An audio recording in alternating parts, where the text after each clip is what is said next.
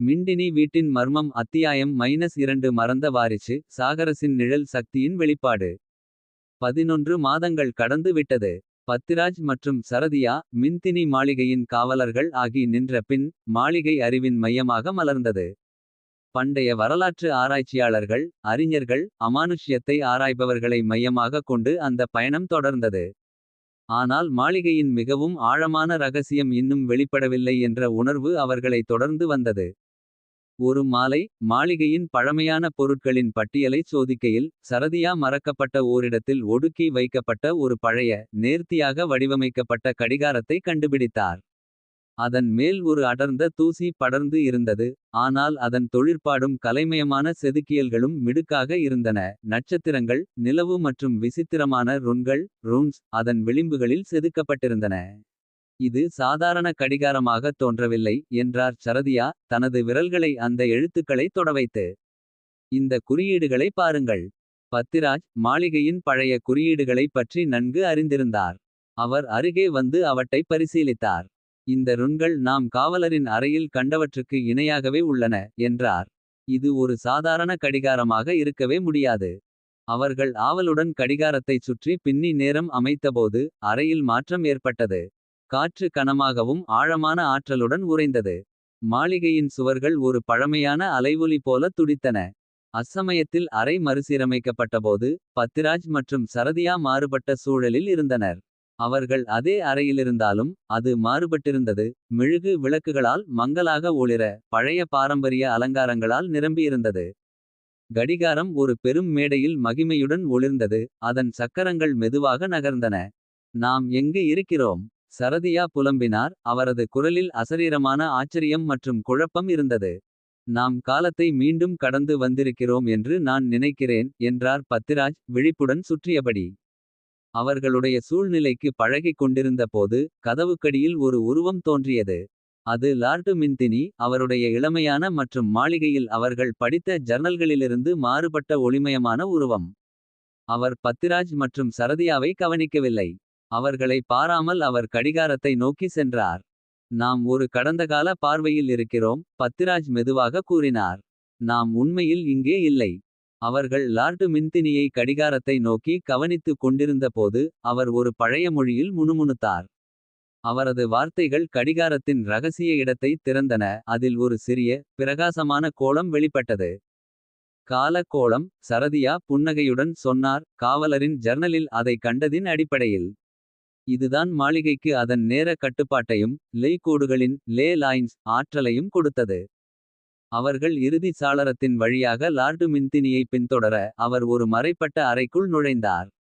அந்த அறையில் அவர் கோலத்தை ஒரு மேடையில் வைத்தார். ஒரு மந்திரத்தை உச்சரித்தார். நிமிடங்களில் கோலம் பிரகாசமாக ஜொலிக்கத் தொடங்கியது. அதன் சக்தி மாளிகையையே குலைத்தது. காலத்தின் மீது கட்டுப்பாடு கொண்டு நான் எப்போதும் வாழ்வேன். லார்டு மின்தினி பெருமிதமாக கூறினார். மின்தினி மாளிகை என் நித்திய மரபாக இருக்கும். ஆனால் மந்திரத்தின் போது ஏதோ தவறாகிவிட்டது. கோலத்தின் ஆற்றல் பெருக லார்டு மின்தினியை மெல்லமெல்ல முழுமையாக கட்டுப்படுத்தியது. அறை அதிர கோலம் உடைந்து அதனுடைய ஆற்றல் நேரத்திற்குள் அலைகளை பரப்பியது. பின்னர் திடீரென பார்வை முடிவுக்கு வந்தது. அவர்கள் மீண்டும் நவீன மாளிகையில் வந்துவிட்டனர். அந்த நேரத்தில் கடிகாரம் நிறுத்தப்பட்டது. ஆனால் அவர்கள் கண்ட பார்வையின் தாக்கங்கள் இன்னும் அங்கேயே இருக்கிறது. அதுவே இப்போதெல்லாம் நடந்த சாபத்தின் ஆரம்பம். பத்திராஜ் சத்தமாகச் சொன்னார். லார்டு மின்தினி காலத்தை கட்டுப்படுத்த முயற்சித்ததுதான் மாளிகையின் சாபத்தை உருவாக்கியது. அடுத்த சில நாட்களில் அவர்கள் மாளிகையின் அடியில் மறைக்கப்பட்ட அறை ஒன்றை கண்டுபிடித்தனர். அந்த அறையின் மையத்தில் கால கோளம் அதன் மேடையில் ஒளிர்ந்து கொண்டிருந்தது.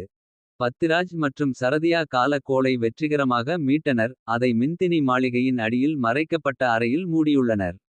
அந்த கோளை பாதுகாத்ததற்குப் பிறகு. மாளிகையின் மிக ஆபத்தான ரகசியம் தங்களின் கட்டுப்பாட்டில் உள்ளது என்று அவர்கள் நம்பினர். ஆனால் அடுத்த சில வாரங்களில் ஒரு அசாதாரண அச்சம் அவர்கள் மனங்களில் ஊறியது. மாளிகையில் வித்தியாசமான நிகழ்வுகள் நடக்கத் தொடங்கின.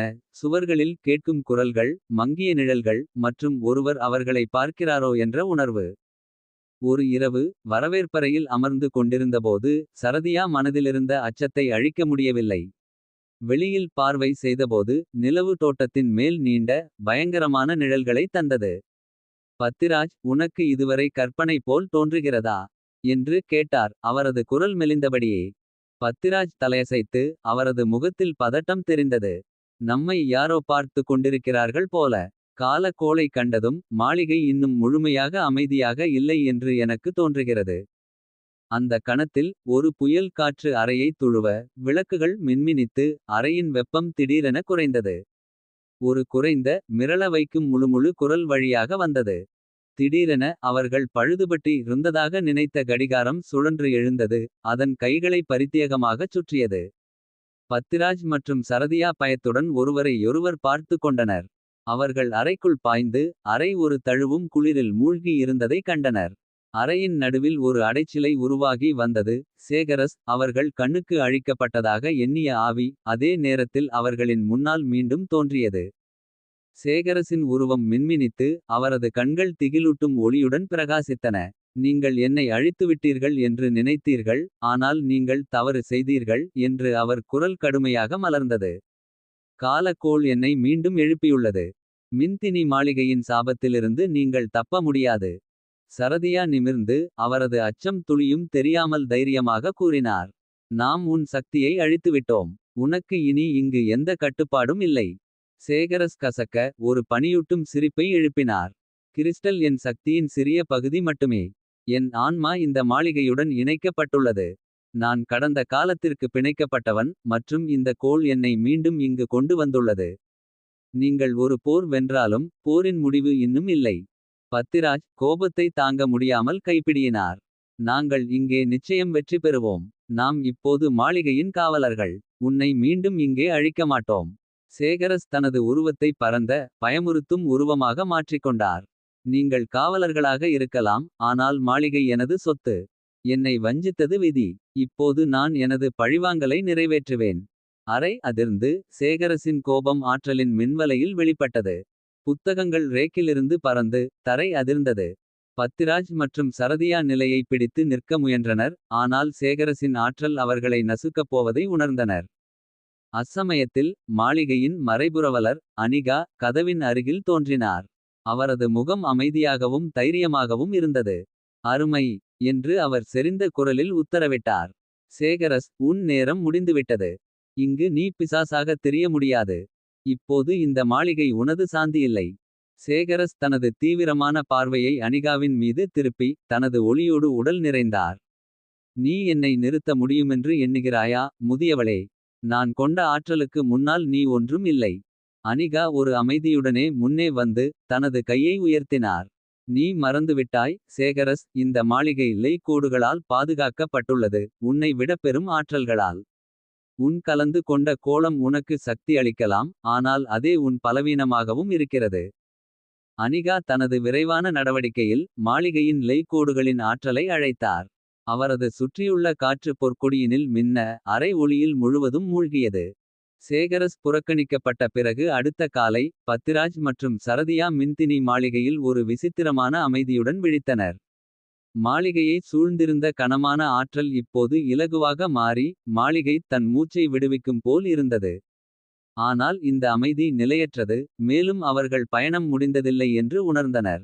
அனிகா கடந்த இரவு நடந்த போராட்டத்தின் பின் இன்னும் சோர்ந்திருந்தார். மேலும் அவர் அவர்களிடம் உண்மையை தொடர்ந்தே தேட சொல்லி வைத்திருந்தார். மாளிகையின் சாபம் காலக்கோளுக்கு மட்டுமே பிணைக்கப்படவில்லை என்று அவர் எச்சரித்தார். இதன் சுவர்களில் மறைக்கப்பட்ட ஒரு கதையிருக்கிறது. சேகரஸ் மற்றும் இந்த மாளிகைக்கு இடையே உள்ள தொடர்பை நீங்கள் முழுமையாக புரிந்து கொள்ளவில்லை. இந்த சாபத்தை முற்றிலும் முடிக்க நீங்கள் அதை கண்டறிய வேண்டும்.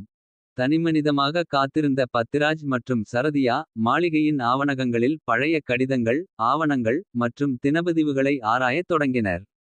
நாட்கள் கடந்தன. ஆனால் அவர்களால் கண்டுபிடித்த எதுவும் புதிதாக எதையும் வெளிப்படுத்தவில்லை. அவர்கள் ஆழமாக தேடியபோதும் பதில்கள் இன்னும் மறைக்கப்பட்டதாகவே தோன்றியது. அப்போதுதான் ஒரு மாலை சரதியா நூலகத்தின் மேல் மாடியில் மறக்கப்பட்ட மூலையில் ஒரு சின்ன பழைய பெட்டியை கண்டுபிடித்தார். அதன் உள்ளே மின்தினி குடும்பத்தின் அடையாள முத்திரையுடன் சீல் வைத்திருந்த பழைய கடிதங்களின் தொகுப்பு இருந்தது. ஆனால் ஒரு கடிதம் மட்டும் மாறுபட்டதாக இருந்தது. புதிதாக எழுதியது போன்ற கையெழுத்தில் மின்தினி மன்னருக்கு எழுதியதாகவும். அவர்கள் கண்டிராத ஒரு சின்னம் கொண்டதும். பயத்தில் அதிர்ந்தபடி சரதியா அந்த கடித்ததை மெதுவாக திறந்து படிக்கத் தொடங்கினார். நட்சத்திரக்குறி: என் பிரியமான மின்தினி மன்னருக்கு. நட்சத்திரக்குறி: நட்சத்திரக்குறி: நான் இந்த மாளிகைக்கு வந்திராத நிலைமைக்கு வருந்துகிறேன். வாரிசு தொடர்பான எங்கள் ஒப்பந்தம் குறித்து நான் உங்களிடம் பேச வேண்டிய முக்கியமான விஷயங்கள் உள்ளன. நீங்கள் செய்தது, நாம் செய்தது எதிர்காலத்தின் நலனுக்காக மறைக்கப்பட வேண்டும். ஆனால் ஒரு நாள் உண்மையை வெளிப்படுத்த வேண்டிய தருணம் வரும். நட்சத்திரக்குறி: நட்சத்திரக்குறி வாரிசு தனது பிறவியின் உண்மையான காரணத்தைப் பற்றி அறியக்கூடாது. மேலும் அவர் உடலில் இருக்கும் இருண்ட ஆற்றல் பற்றியதும். இந்த அறிவு தவறான கைகளில் போனால் அது பேரழிவாக மாறும். மாளிகையை பாதுகாத்திடுங்கள். வாரிசை பாதுகாத்திடுங்கள். நட்சத்திரக்குறி: உங்களின் இரகசியத்தில். கடந்த காலத்தின் காப்பாளர். சரதியா திகைத்து ஆழமாக மூச்சு விட்டார். ஒரு வாரிசா என்று அவர் கூறினார், அந்த கடித்ததை பத்திராஜ்க்கு கொடுத்தபடி. இது என்ன அர்த்தம் சொல்லக்கூடும். பத்திராஜ் கடித்ததை படிக்க அவரின் மூளை வேகமாக இயங்கியது. சேகரஸ் இத சம்ஹாவ் தொடர்புடையதாக இருக்க வேண்டும் என்று அவர் கூறினார். ஒரு மறைக்கப்பட்ட வாரிசு. எவரும் அறியாத யாரோ இருக்க வேண்டும். இது சாபத்தோடு தொடர்புடையதாக இருக்க வேண்டும். இந்த புதிய தடத்துடன் அவர்கள் அனிகாவை தேடினார்கள். அவர் காவலரின் அறையில் தியானத்தில் இருந்தார். அவர் கடிதத்தை பார்த்தவுடன் அவரது முகம் வெண்மையாகியது. வாரிசு. அவர் மெதுவாக அடங்கிய குரலில் சொன்னார். அவரது கண்கள் சற்றும் பெரிதானவை. நான் உணர்ந்திருக்க வேண்டும். பத்திராஜ் முன்வந்து, நீங்கள் ஏதாவது அறிகிறீர்கள், இல்லையா? இந்த வாரிசு யார்? அனிகா ஆழமாக மூச்சு விட்டார். அவரது பார்வை தொலைவில் இருந்தது போல இருந்தது. மகா தொலைக்காலத்தில் மின்தினி மன்னர் ஒரு சக்தி வாய்ந்த மன்னிதனோடு ஒப்பந்தம் செய்தார். அந்த ஒப்பந்தம் அவரது குடும்பத்தின் மரபு தலைமுறையோடு தொடரும் என்பதற்காகவே. ஆனால் ஒப்பந்தத்தின் மறைக்கப்பட்ட விலை இருந்தது. அந்த ஒப்பந்தத்தில் பிறந்த வாரிசு இருண்ட ஆற்றலைக் கொண்டு இருப்பான். அது மாளிகையை காப்பாற்றுவதோ அல்லது அழிக்கக்கூடிய ஆற்றல். சைகரஸ் பொறாமை மற்றும் கோபத்தில் மூழ்கி அந்த ஆற்றலை தனக்கு உடையதாக்க முயன்றார். சரதியா சிரிப்புடன் பேசினார். அதாவது சேகரஸ் சாதாரண ஆவி மட்டுமல்ல. அவர் இந்த வாரிசின் ஆற்றலை கையாள முயன்றாரா? அனிகா தலையசைத்தார். ஆம். சேகரஸ் அந்த ஆற்றலை கையாண்டு அவர் மரணமற்றவனாகவும் நேரத்தை கட்டுப்படுத்தக் கூடியவனாகவும் ஆகுவார் என்று நம்பினார். ஆனால் அவரது திட்டம் தோல்வியடைந்த போது அவரது ஆவி இங்கு சிக்கி அவர் கையாள முற்பட்ட சாபத்தால் பிணைக்கப்பட்டார். அந்த வாரிசு மீன்வாயில் மறைக்கப்பட்டார். அவரின் உண்மையான அடையாளம் அவருக்கு தெரியாமல் இருந்தது. மின்தினி மாளிகையின் உண்மையான வாரிசுகள் என்பதை உணர்ந்ததும் அவர்கள் அதிர்ச்சியில் சற்றே சோர்ந்தனர். தோட்டத்தின் அடியில் இருக்கும் கல்லறை அமைதியாக இருந்தது. அவர்கள் புதிதாக அறிந்த அடையாளத்தின் பாரத்தை உணர்ந்திருந்தது போல. அனிகா அவர்களை நன்காக கவனித்துக் கொண்டிருந்தார். அவர்கள் கண்களில் தெரிந்த பயம் மற்றும் குழப்பத்தை உணர்ந்தார். நாம் தயாராக வேண்டும் என்று அனிகா நிலவெழுந்து பேசி அமைதியை உடைத்து. நீங்கள் வைத்திருக்கும் ஆற்றல் மிகுந்தது, ஆனால் மிகவும் ஆபத்தானது. நீங்கள் அதை அடக்கி பயன்படுத்த கற்றுக்கொள்ளாவிட்டால் சேகரஸ் திரும்பி வருவது தவிர்க்க முடியாத ஒன்று. அவர் சாபத்துடன் பிணைக்கப்பட்டுள்ளார், ஆனால் இப்போது அதிகம் உங்களிருவருடனும். பத்திராஜ் தன் கையிறை இறுக கொத்தினான். நாம் அதை எப்படி பயன்படுத்துவது? இந்த ஆற்றலை கையாளும்போது நாம் அடிக்கடி போராடியிருந்தோம். இப்போது அதை நாங்கள் கையாள வேண்டுமா? அனிகா தன் தோளில் கை வைத்து மென்மையானும் உறுதியானும் கூறினார். நீங்கள் ஏற்கனவே தொடங்கிவிட்டீர்கள். நீங்கள் மற்றும் சரதியா இடையே உள்ள தொடர்பு தான் முக்கியமாகும். இருவரும் ஒன்றாக இணைந்து வேறு யாரும் வெற்றிகரமாக எதிர்கொள்ள முடியாத சவால்களை எதிர்கொண்டுள்ளீர்கள். இந்த ஒருமைப்பாடு உங்கள் மிகப்பெரிய வலிமையாகும். சரதியா பத்திராஜ் நோக்கி பார்த்து தன்னிச்சையாக திரும்பி பேசியார். நாம் அங்கலாய்க்க தயங்க முடியாது. சேகரசின் ஆவி இன்னும் மாளிகையுடன் பிணைக்கப்பட்டுள்ளது. நாங்கள் இப்போது செயல்படவில்லை என்றால் அவர் திரும்ப ஒரு வழியை கண்டுபிடிப்பார். அவர்கள் கல்லறையிலிருந்து வெளியேறினார்கள். எதிர்காலம் எவ்வளவு பெரியது என்பதை குறித்து அவர்களின் மனதில் சுழலியது.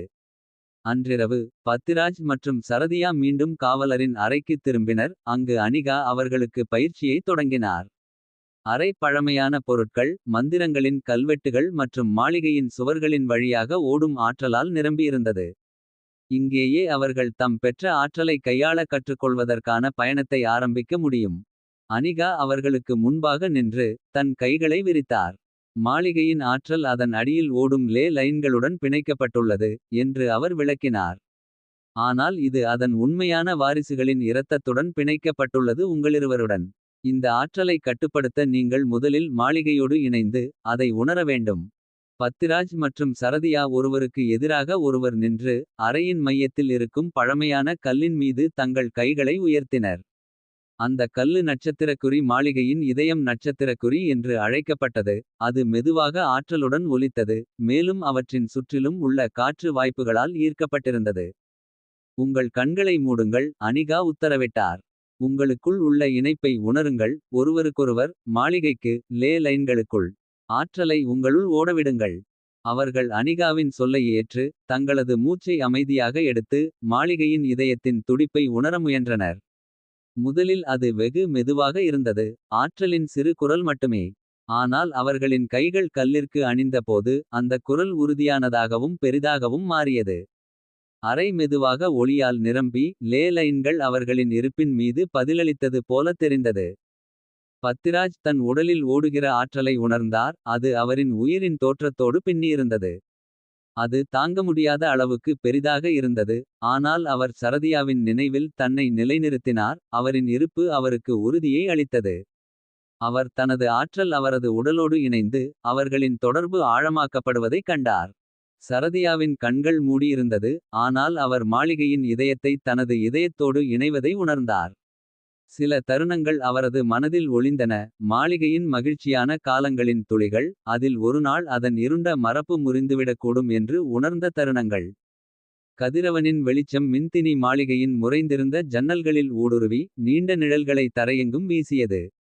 பத்திராஜ் மற்றும் சரதியா காவலரின் அறையில் நின்று கொண்டிருந்தனர். இப்போது சேகரசின் இருண்ட ஆதிக்கத்திலிருந்து மாளிகை விடுதலை பெற்றிருந்தது. ஆனால் அதன் துயரமான கடந்த காலத்தின் ஒலிகளால் கண்ணீரு காணப்பட்டது. சாபம் முறிந்து விட்டாலும் காற்றில் எங்கோ ஒரு ஒற்றுமையாக இருக்கும் உணர்வு நிறைந்திருந்தது. அனிகா அமைதியாக அறையில் நுழைந்தார். சமீபத்திய போராட்டத்தின் சோர்வினால் அவரது முகம் இன்னும் சோர்வாக காணப்பட்டது. நீங்கள் மாளிகையை சேகரசின் பிடியிலிருந்து விடுவித்து விட்டீர்கள் என்று அவர் மென்மையாக கூறினார். ஆனால் இதன் வரலாற்றைப் பற்றி நாம் இன்னும் புரிந்து கொள்ளாதது நிறையவே உள்ளன.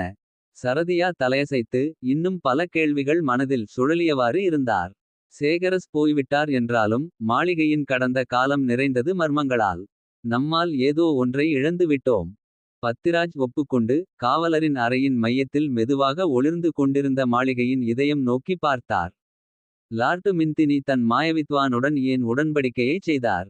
இப்படி ஒரு இருண்ட மரபை ஏன் உருவாக்கினர். அனிகா ஒரு நிமிஷம் தயங்கினார், பின்னர் பேசினார். அந்த உடன்படிக்கை மின்தினி குடும்பத்திற்கு சக்தி மற்றும் நித்திய வாழ்க்கையை உறுதி செய்ய வேண்டியது. ஆனால் அது மிகவும் மோசமான விலை கொடுக்கப்பட்டதுதான். தலைமுறைகளாக அந்த குடும்பத்தை பின்தொடர்ந்த சாபம். மேலும் இதுவரை நாம் கவனிக்காத ஒரு நபர் இருந்தார், கடந்த காலத்தின் காப்பாளர். அவர்கள் யார் என்பதை கண்டறியவில்லை. அவர்கள் முழு உண்மையை அறிந்திருந்தார்கள். சரதியாவின் கண்கள் வெளிச்சம் பெற்றது. காப்பாளர் யார் என்பது இன்னும் தெரியவில்லை. அவர்களை கண்டுபிடிக்க முடிந்தால் அந்த மர்மத்தின் இறுதியான துண்டு நம்மிடம் இருக்கும். பத்திராஜ் சிறிது நேரம் யோசித்து. காப்பாளர் ஒரு தடத்தை விட்டிருப்பார். நாம் தவறவிட்ட ஒன்றை கண்டுபிடிக்கலாம். அவர்கள் நூலகத்திற்கு திரும்பினர். அங்கு முன்னர் வாரிசின் இருப்பை குறிக்கும் கடிதத்தை கண்டுபிடித்தனர். பல மணி நேர தேடலின் பின்னர் பத்திராஜ் பழைய அலமாரிகளில் மறைத்து வைக்கப்பட்ட ஒரு சிறிய தோலினால் முடிக்கப்பட்ட புத்தகத்தை கண்டுபிடித்தார். அதன் மேல் கடிதத்தில் காணப்பட்ட சின்னம் இருந்தது. இதுவே அது. பத்திராஜ் மெதுவாக சொன்னார், புத்தகத்தை திறந்து. உள்ளே மின்தினி மாளிகையின் வரலாற்று நிகழ்வுகளின் சுவடுகள் இருந்தன. சுத்தமான மற்றும் நேர்த்தியான எழுத்துக்களில் பதிவு செய்யப்பட்ட குறிப்புகளுடன். முதல் பக்கத்தில் எழுதியிருந்தது. நட்சத்திரக்குறி, நான் கடந்த காலத்தின் காப்பாளர். மின்தினி மாளிகையின் இரகசியங்களை பாதுகாக்க பொறுப்பாக இருக்கிறேன். இந்த உண்மைகளை பாதுகாக்கவும். உரிமையாளர்கள் தங்கள் சக்தியை மீண்டும் கைப்பற்றும் வரை சாபத்தை மறைக்கவும் என் கடமை. நட்சத்திரக்குறி. அவர்கள் தொடர்ந்து வாசிக்க சென்றபோது. அதிர்ச்சியூட்டும் உண்மைகள் அவர்களுக்கு வெளிப்பட்டன.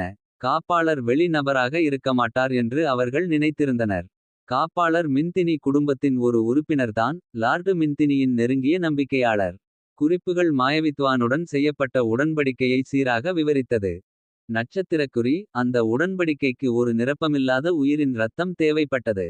லார்டு மின்தினியின் மனைவி அமரா லேட்டி தியாகமாக்கப்பட்டார். அவரது ஆன்மா மாளிகையின் சக்தியில் பிணைக்கப்பட்டது. மின்தினி குடும்பம் மிகுந்த சக்தியை பெறுவார்கள். ஆனால் நித்திய துயரத்தின் விலையிலேயே. நட்சத்திரக்குறி. சரதியாவின் குரல் நடுங்கியது. அடுத்த வரியை மெதுவாக படிக்கும்போது. லேடி அமராவின் ஆன்மா இங்கே சிக்கித் துடித்தது. அதுதான் சேகரசின் பைத்தியத்தை தூண்டியது. அவர் இதுவரை இங்கேயே இருந்திருக்கிறார். அனிகாவின் கண்கள் பெரிதானது.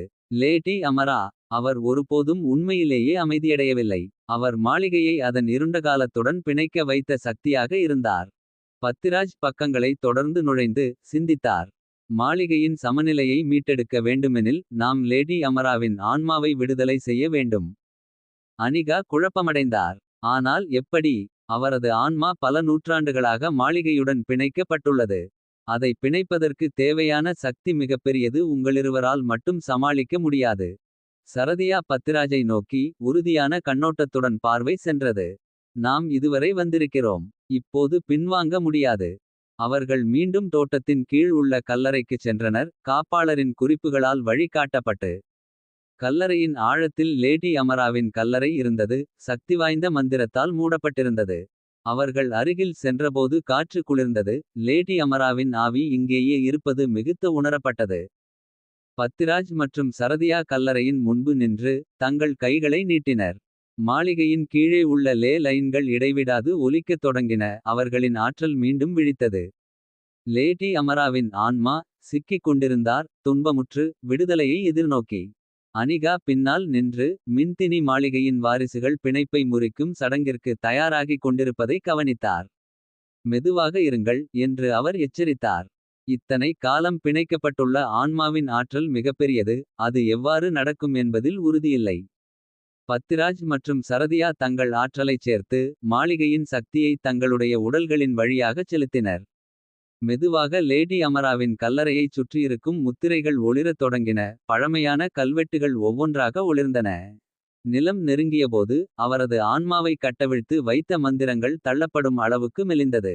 அதிர்ச்சியாக ஒரு பாவனையான உருவம் அவர்களின் முன்னே தோன்றியது. ஒரு அழகான பெண் துயரத்தால் நிரம்பிய கண்களோடு. தங்கள் மனதை நெருடும் ஒரு சோகமான உணர்வோடு. மின்தினி மாளிகை அதன் சாபத்தின் இருளில் இருந்து வெளிப்பட்டு. உதயமான சூரியனின் கீழ் உயரமாக நின்றது. பல நூற்றாண்டுகளில் முதன்முறையாக மாளிகையின் சுற்றியுள்ள காற்று இலகுவாக உணரப்பட்டது. சோகத்தின் பாரம் நீங்கியதைப் போல. பக்திராஜ் சரதியா அனிகா மூவரும் மாளிகையின் பெரிய வெளி மாடியின் ஓரத்தில் நின்று. கீழே பரந்த நிலப்பரப்பை பார்வையிட்டனர். நீங்கள் அதை உணர்கிறீர்களா. சரதியா வியப்புடன் நிமிர்ந்து கேட்டாள்.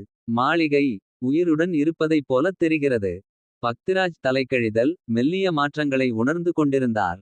மாளிகை இனி துன்பம் மற்றும் கலக்கத்தின் இடமாக இல்லை. மாளிகையின் அடியில் ஓடும் லேலைகள் அமைதியாகச் சலசலித்தன. அந்த சக்தி இப்போது ஒருமித்தது. ஆனால் சீரற்றது அல்ல. மாளிகையின் ஆத்மா எழுந்தது போல உணரப்பட்டது. அதன் இருண்ட கடந்த காலத்திலிருந்து விடுதலை பெற்றது. அவர்களை வழிநடத்தி வந்த அனிகா ஒரு மந்தமான புன்னகையுடன் நிற்க. மாளிகையின் சக்தி மீண்டும் சீராகியது. ஆனால் அதன் மரபு இப்போது உங்களின் கைகளில் உள்ளது. இது உங்கள் பாரம்பரியம் உங்கள் வீடு. இனி என்ன நடக்க வேண்டும் என்பதை நீங்கள் தீர்மானிக்க வேண்டும். நான் ஒருபோதும் இதை இப்படியாக முடியும் என்று நினைக்கவில்லை. என்றார் சரதியா கையால் மாளிகையின் கல்லறையை நெருங்கிக் கொண்டு. மாளிகை என்றாலே பயம் என்று நினைத்தேன்.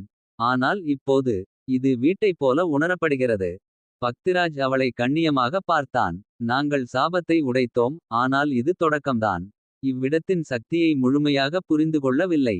இதை விடுவித்துள்ளோம். ஆனால் இதனுடன் எப்படி வாழ்வதென்று கற்றுக்கொள்ள வேண்டும். அவர்கள் அமைதியாய் நின்றிருந்தபோது. அனிகாவின் முகம் சற்று சோம்பலானது. நீங்கள் சாபத்தை உடைத்துள்ளீர்கள். ஆனால் மாளிகையின் வரலாறு இன்னும் சிக்கலானது. சில சக்திகள் விளையாடுகின்றன. ஏற்கனவே தூங்கியவையாக இருந்தன. ஆனால் சாபம் நீங்கிய பிறகு அவை இப்போது விழிக்கலாம். நீங்கள் என்ன சொல்ல விரும்புகிறீர்கள். பக்திராஜ் கேட்டார். லேலைகளின் சக்தி முற்றிலும் வெளிப்படத் தொடங்கக்கூடும். என்று அனிகா சொன்னாள். சேகரசும் சாபமும் இந்த இடத்துடன் பிணைக்கப்பட்டிருந்தாலும். அவை சில ஆற்றல்களை கட்டுப்பாட்டில் வைத்திருந்தன. இப்போது சாபம் நன்காக துடைக்கப்பட்ட பிறகு. மற்ற பல சக்திகள் எழுந்திருக்கலாம். எனவே நாங்கள் இன்னும் மாறி மாறி போராட வேண்டும். என்றார் பக்திராஜ். அவள் மெல்லிய சிரிப்புடன் அப்படித்தான் என்று கூறினாள். மிண்டினி வீட்டின் மர்மம் அத்தியாயம் -3 தொடரும்.